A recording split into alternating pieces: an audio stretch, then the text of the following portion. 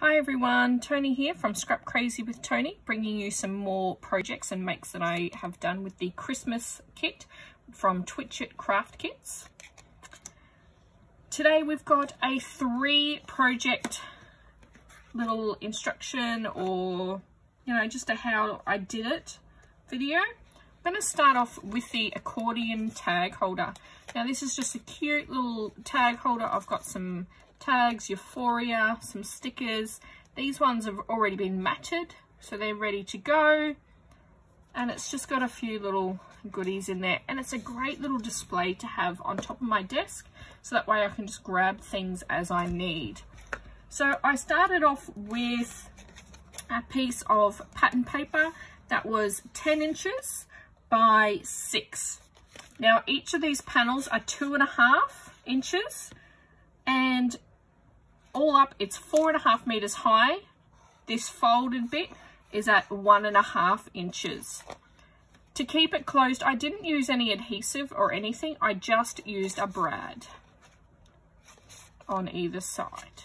So that's literally just one piece of pattern paper, or half a piece of pattern paper, and this just stuck a whole bunch of fussy cuts, tags, ephemera, just a bunch of really cool fun stuff in there that are great for just grabbing and going. So the paper I used for that is called Festive Florals, and it is by Cardabella.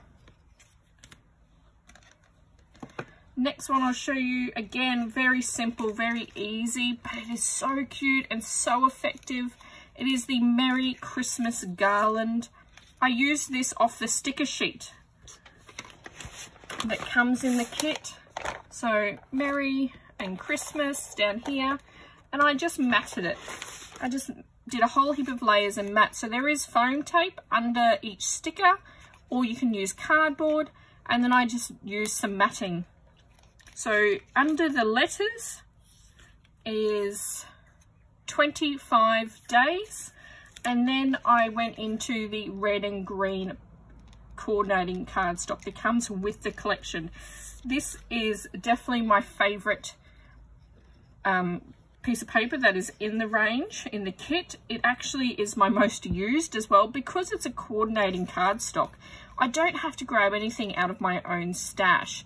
It's already right there and ready to use, which is a thing that Twitchit Craft Kits provides. I love how they always add coordinating cardstock, and it just means that you don't have to grab as much out of your stash at all to do these. So the only thing I got out of my stash was the twine. And now onto the, I call it an inchy card, but really they're kind of 2-inch squares. They're just under 2 inch, in fact. So this is a 6x6 card base.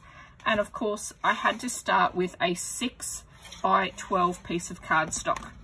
Now, being 9 squares and based around the average of 2 inches, but of course we want to have the gap in between. So I came down 1/8 of a measurement for my matting. So each of the 9 squares on the bottom layer is in fact 1 7/8, and then the top layers are simply 1 3/4.